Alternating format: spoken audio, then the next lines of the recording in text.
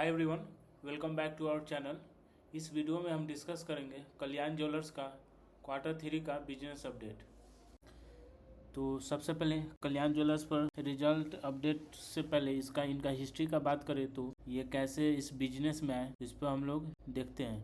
तो सबसे फर्स्ट कल्याण का जो फर्स्ट जनरेशन है टीएस कल्याणरम अय्यर जी हैं, जो इन्होंने 1908 में फर्स्ट टेक्सटाइल मिल केरला में जर्नी स्टार्ट किए थे। 1913 में textile retailing by opening first showroom, textile का फर्स्ट शोरूम 1913 में ओपनिंग किए थे केरला में त्रिशूर में। और उनके बाद जो सेकेंड इनका जो जनरेशन हुए टीके सत्यनारायण अय्यर, कल्याण का जो सेकेंड जनरेशन से उन्होंने 72 में जो इनका पिताजी का जो टेक्सटाइल का जो शोरूम था उनको वो एक्सपेंड किए। थर्ड का बात करें तो उनका जो थर्ड जनरेशन था टीएस कल्याणरम, उन्होंने 1993 में the third generation of Kalyan family under the visionary leadership of mister TS Kalyanaram enter the jewellery sector. इनका जो थर्ड जनरेशन थे टीएस कल्याणरम, उन्होंने ज्वेलरी सेक्टर में एंट्री किए थे और फर्स्ट शोरूम कल्याण का खोले थे केरला में त्रिशूर में।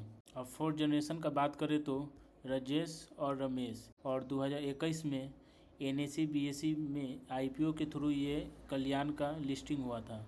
और 2025 तक में 31 दिसंबर तक बात करें तो कल्याण का 469 शोरूम हो चुका है। India, USA, UK and middle east मिलाकर 469 का शोरूम हो चुका है। ये रहा आपका कल्याण ज्वेलर्स का हिस्ट्री फर्स्ट जनरेशन से फोर्थ जनरेशन तक का। नेक्स्ट पॉइंट पर बात करते हैं। कल्याण ज्वेलर्स ने लास्ट 4 ईयर में 4 साल में मार्केटिंग और एडवर्टाइजमेंट में 13,000 करोड़ का इन्वेस्टमेंट किया है। जो इनका ब्रांड एम्बेसडर है जो एड उड करते हैं, नेशनल ब्रांड एम्बेसडर है अमिताभ बच्चन, कैटरीना कैफ, जया बच्चन, श्वेता नंदा बच्चन, जानवी कपूर, कृति सेनन, ये सब नेशनल ब्रांड एम्बेसडर है। अगर रीजन ब्रांड एम्बेसडर का बात करें तो प्रभु गणेशन, नागार्जुन, शिव राजकुमार, कल्याणी प्रियदर्शन, पूजा सावंत, रीता भरी चक्रवर्ती, रिंजर राजप्रिया, ये सब आपका ब्रांड एम्बेसडर है कल्याण का।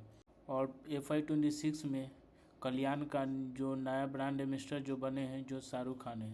इसका Q3 26 का नंबर्स का बात करें तो इसका रेवेन्यू देखें तो 42% से ग्रोथ कर रहा है। रेवेन्यू का नंबर देखें Q3 FY25 में तो 63,864 करोड़ का हुआ था, जो 26 में 90,477 करोड़ का हुआ है।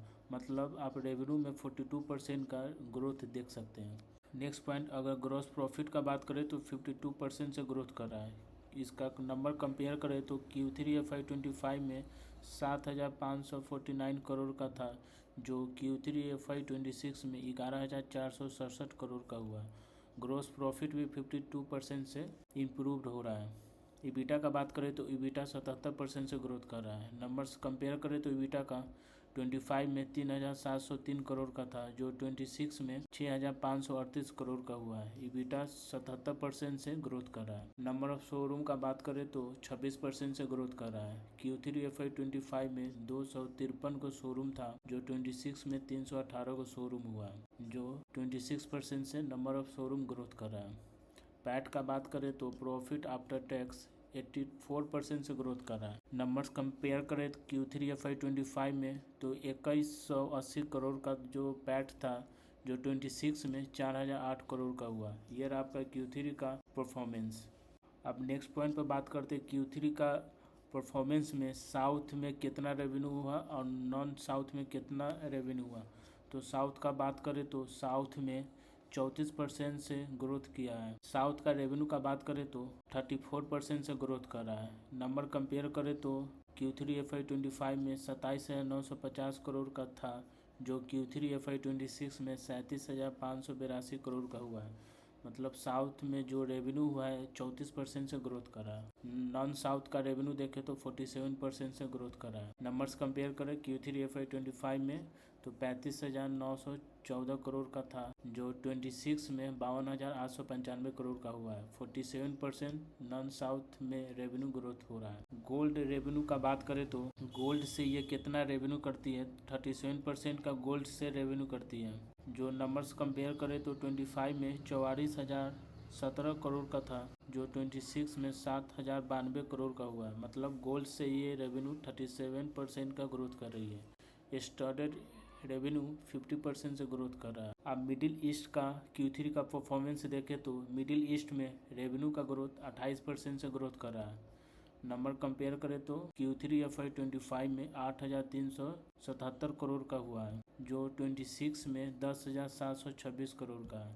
मिडिल ईस्ट में रेवेन्यू 28% से ग्रोथ कर रहा है। ग्रोस प्रॉफिट का बात करें मिडिल ईस्ट में तो 26% से ग्रोथ कर रहा है। Q3 का 25 में नंबर देखें तो 1,221 करोड़ का जो था, जो 26 में 1,538 करोड़ का हुआ है।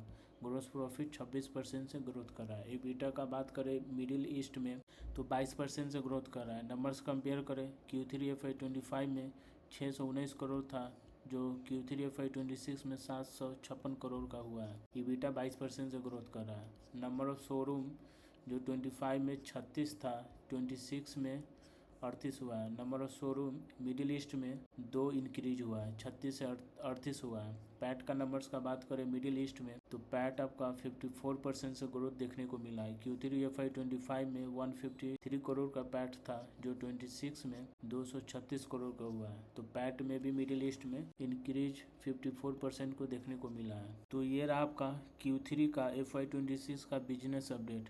तो traders, thanks for watching this video. Please like and subscribe for my YouTube channel for more updates.